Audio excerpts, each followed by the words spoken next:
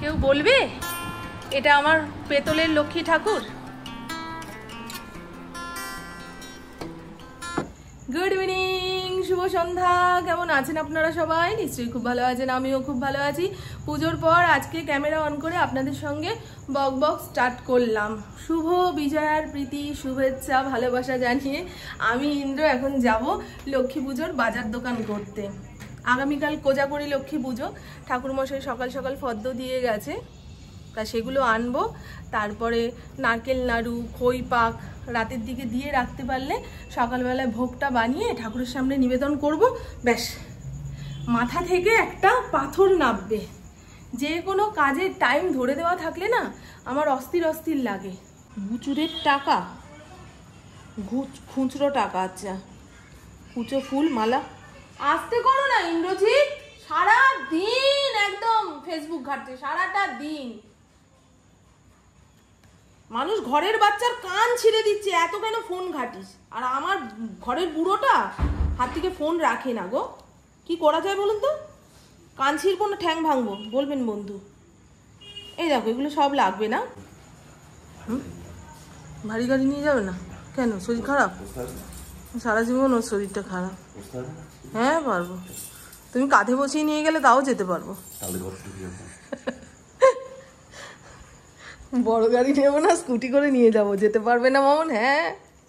এবছরে আমি মাটির লক্ষ্মী প্রতিমা দিয়ে পুজো করব না, কারণ পুজোর শেষে ওই মাটির ঠাকুর কোথায় রাখবো, জলে দেবো না গাছের গোড়ায় বসিয়ে রাখবো, এই ভাবতে ভাবতে অস্থির হয়ে যায়। আর বছরের সব মূর্তিগুলো আমাদের মাটির টবের মধ্যে রেখেছিলাম, বৃষ্টির জলে চোখ মুখ ধুয়ে বিভৎস দেখতে হয়ে গেছিল। তখনই আমি ঠিক করেছিলাম এর পরের বছর যদি ঠাকুর চান তো আমি পেতলের যে লক্ষ্মী প্রতিমা আছে আমার এইটুকু, তাকে দিয়েই লক্ষ্মী পুজো করব। হ্যাঁ গো, ওই পুজোর সময় এত যত্ন আত্মি, পুজোর পরে ওই রকম অবস্থা, ভালো লাগে না। আমার পুপু ঠাকুর আনলে যেত বললো, কিন্তু ঠাকুর আনবে না, তাহলে গিয়ে কি হবে? আর আমার যে পেতলের ঠাকুরটা সেটা তো পরিষ্কার করাই আছে, তার অঙ্গরাগ করবে পুপু। সারাক্ষণ আড়ি মুড়ি দিচ্ছে। চা। ও বৃষ্টি হয়ে হয়ে রাস্তাঘাট পরিষ্কার, মনে হয় কেউ নেতা দিয়ে মুছে রেখেছে, দেখেছেন? আর যেন বৃষ্টি না হয় গো, এই টানা বৃষ্টির চোটে মন মেজাজ এত খারাপ হয়ে যাচ্ছে। আজকে কত জামা কাপড় কেচেছি। এবছরে লক্ষ্মী পুজোটাও যেন তাড়াতাড়ি চলে আসলো গো। দুর্গা পুজোর জামা কাপড় পরিষ্কার করে গোছাতে পারলাম না, তার আগেই লক্ষ্মী পুজোর খই নাড়ু বানানোর ঝক্কি। আজকে অনেক কাচাকুচি করেছি। সুন্দর ধানের ছড়া বিক্রি হচ্ছে দেখে। কিন্তু আমাকে ওই ভিড়ের মাঝখানে নামিয়ে দিল, বলে এইটুকু রাস্তা হেঁটে হেঁটে যাও, আমি আসছি। ওকে গাড়ি এগোনো যাচ্ছে না, না? কালকে তো অনেকেই পুজো সেরে ফেলবে, সেই জন্য দশকর্মার দোকানেও ভিড় লাগবে আর ফলের বাজারেও ভিড় হবে। ওই দেখুন না,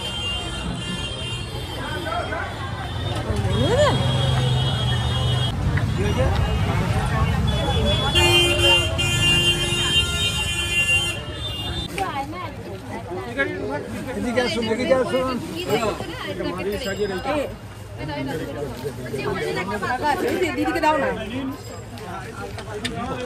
নাও দিদি। ও তুমি তো বাংলা পড়তে পারো না।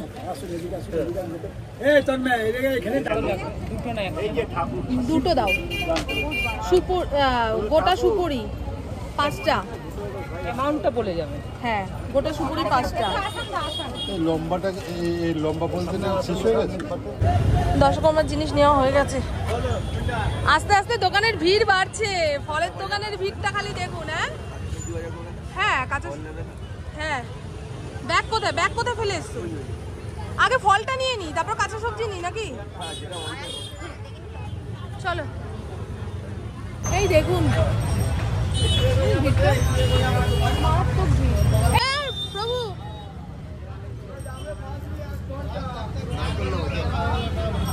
চলো। আমার প্রভু খালি হাতে হাঁটছে, সবজি পছন্দ করছে, আর আমার হাতে সব ব্যাগ ঝুলিয়ে দিয়েছে, হাতটা এবারে কেটে পড়ে যাবে। পালং শাক দিয়ে কি করব, কাকে খাওয়াবো? এক গান গাইছে প্রতিটা দোকানের সামনে গিয়ে, পালং শাক পালং শাক। মানুষ পুজোর জিনিস কেনে, ও নিজের খাওয়ার আগে কিনছে। বাজার করতে এসেও দুজনের সঙ্গে ঝগড়া করে মরছে। এই তালের ঠোকরো লাগবে তো দুটো, ও কেটে দেবে,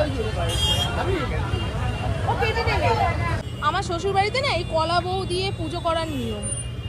তা কলা বউ বাদতে গেলে অনেক কিছু লাগে। এখন যদিও বাজার ঘাটে আসলে সব এক জায়গাতেই পাওয়া যায়, কিন্তু আমি যখন ওই লক্ষ্মী পুজো শুরু করেছি তখন এই সমস্ত জিনিস এক এক জায়গা থেকে খুঁজে খাজে এনে কলা বউ বাঁধতে হতো। সেই কারণে কলা বউয়ের নিয়ম আমি তুলে দিয়েছি। আমার শাশুড়ি বলেছে ঠাকুর দিয়ে পুজো করবি, তুই অন্য বাড়িতে গিয়ে পুজো করছিস তো অত দোষ লাগবে না। বুঝেছেন বন্ধু? এই যে কলা গাছ, ধান, মান, আরো অনেক কিছু লাগে। পুরো ফদ্দ দিচ্ছে জানো, মা লক্ষ্মীকে কি কি দিতে হয়।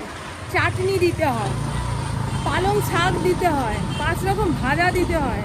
হ্যাঁ, ওর যেগুলো যেগুলো দেখতে ভালো লাগে, খেতে ভালো লাগে, সেই সমস্ত জিনিস নাকি মা লক্ষ্মীকে কাল সকালবেলায় আমি রেডি করে 12টার মধ্যে দিতে পারবো।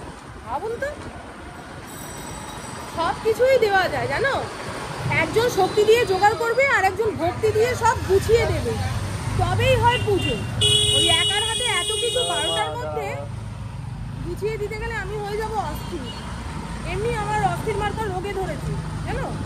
ছোটোখাটো বিষয় নিয়ে টেনশন করি, মনে হয় পারবো না, এই সময়ের মধ্যে কাজ এগোবে না, বুঝছো? এরা তো কথা বলেই খারাপ। যাদের একার হাতে করতে হয় তারাই জানে। কি দেখছো? জমি কিনবে এখানে? ঘাড় ঘুরিয়ে ঘুরিয়ে দেখছে। এই ব্যাগের মধ্যে ফল সবজি সব একসাথে ভরে নিয়ে এসেছি। এরপরে বের করে দেখি কি আনলাম আর কি আনিনি। মুদিখানার দোকান থেকে খই, তারপরে গুড়, তিল সমস্ত কিছু দিয়ে গেছে। ওই তিল ভেজে আজকে নাড়ু বানিয়ে ফেলতে হবে। পূর্ণিমা লাগার পরে আর তিল ভাজা যায় না, কারণ মা লক্ষ্মীকে নৌকোর গোলাতে যে 5 রকম শস্য দেওয়া হয় তার মধ্যে তিলও থাকে। আর দেখাই আপনাদের আজকে কত জামা কাপড় কেচেছি, আরও 1 লট কাচতে হবে। এগুলো সবসময় পরের জামা কাপড়, সেগুলো পুজোর সময় কাচতে পারিনি, জমিয়েছি। আর এগুলো তোলা জামা কাপড়, সব হাতে কেচেছি, একটার উপরে আরেকটা করে মেলেছি। মেঘলা মেঘলা না। এখানে ঠাকুরের বাসন কোসন সেই জন্মাষ্টমীর সময় নামানো হয়েছে, ধুয়ে মেজে এখানেই রেখে দিয়েছি। জানি লক্ষ্মী পুজোতে আবার লাগবে, এরপরে আর কোনো পুজো নেই, বুঝেছেন? এই কড়াইটা নেব, এতে করেই নাড়ু হবে। শোনা, যা জামা কাপড় চেঞ্জ করে ঠাকুরটা একটু সাজিয়ে গুজিয়ে দে। আছে জল? এই তো আছে, আছে জল আছে। বড় না গো, এই ছোট গামলাটা কিনে যে কি উপকার হয়েছে। ঠাকুরকে একটু একটু ভোগ দিতে গেলে এই গামলাটা খুব কাজে আসে। এবছর জন্মাষ্টমীর দিন ওই গোবিন্দকে এটাতে করে ভোগ দিয়েছিলাম। মা বলে এটা ছোট আছে, এর মধ্যে করে দে, দেখতেও ভালো লাগবে। আর যে পেতলের কষ উঠে খিচুড়ির সাইড দিয়ে কেমন কালার ধরে যায় না, সেটা অল্পের ওপরে চলে যাবে। বড় গামলাটাতে করে দিলে অনেকটা খিচুড়ি সাইড দিয়ে ফেলে দিয়ে তারপর খেতে হয়।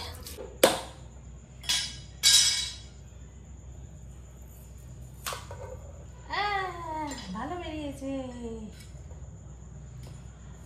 নারকোল বেছে আনার পরেও অনেক সময় ভেতরটা খারাপ থাকে জানেন, ওই জন্য ঠাকুরের নাম নিচ্ছি আর নারকোল ফাটাচ্ছি। এই নারকোলের মধ্যে ফোঁপড়া হয়ে গেছে, বেছে আনতে হয়। আমার হাতে ব্যাগ ছিল, ইন্দ্র বেছেছে। আর তার লাগে হুটোপাটি রাস্তায় বেরোলে। জয় গুরু, ভালো হোস ঠাকুর।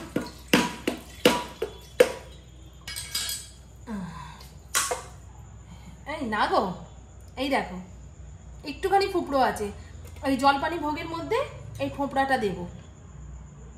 আস্তে করে বের করে রাখি, বুঝছো? বেশি বড় ফোঁপড়া হয়ে গেলে আবার নারকোলে আয় হয় না। একদম লক্ষ্মী ঠাকুরকে ধরে নিয়ে নিচের ঘরে চলে এসছে।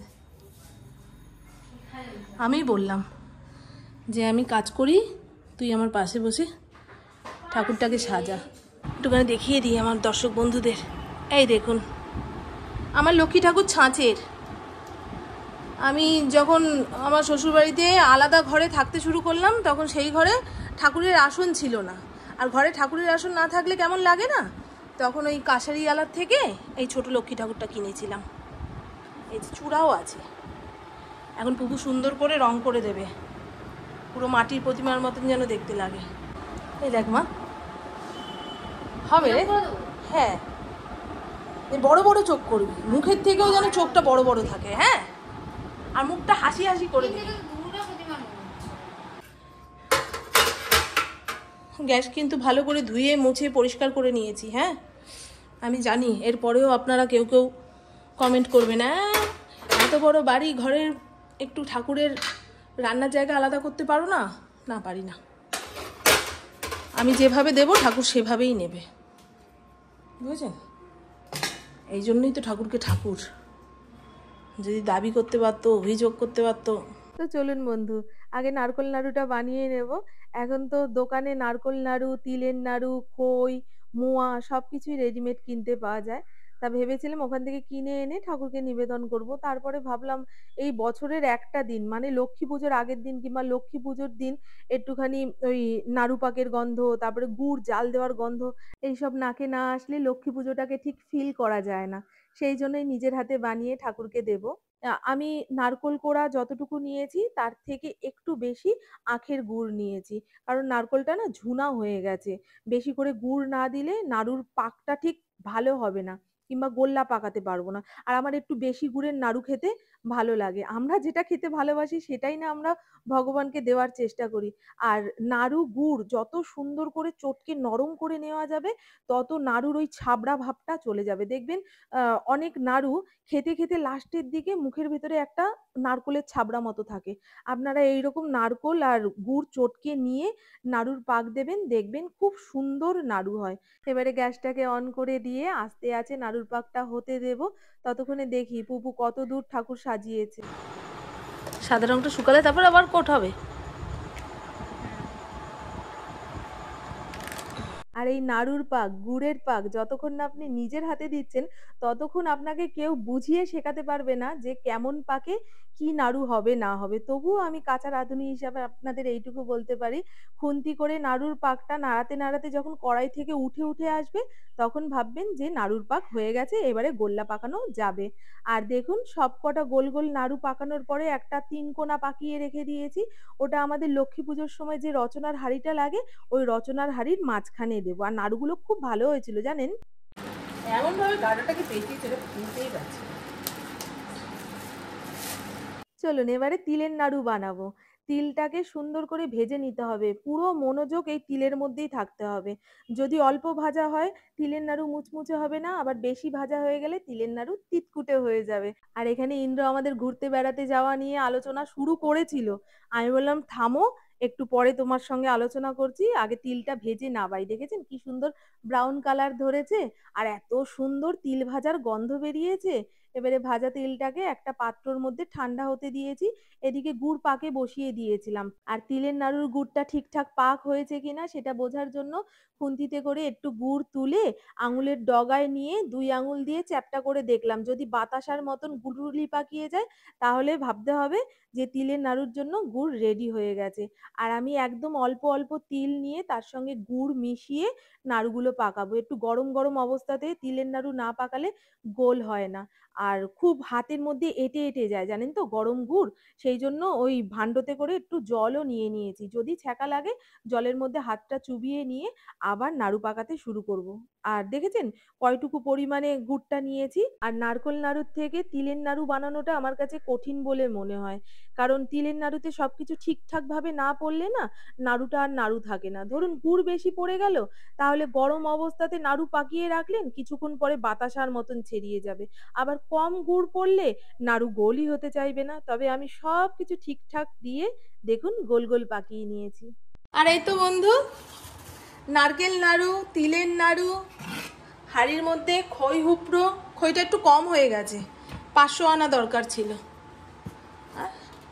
আর এই হলো চিড়ের মোয়া, মোয়াটা বানাতে গিয়ে লাস্টের দিকে এমন ঝুরঝুরা হয়ে যাচ্ছিল, পুরো মন মেজাজ খারাপ।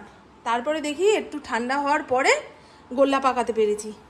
একটু মুড়ি দিয়ে কৌটোর মধ্যে ভরে রাখলাম। এই সব কৌটো ভালো, এত পিঁপড়ের উৎপাত হয়েছে, কৌটোর মধ্যে ভরে না রাখলে না সকালবেলায় দেখবো লক্ষ্মী ঠাকুর খাওয়ার আগে পিঁপড়েতে খেয়ে শেষ করে দিয়েছে। কি হয়েছে সোনা?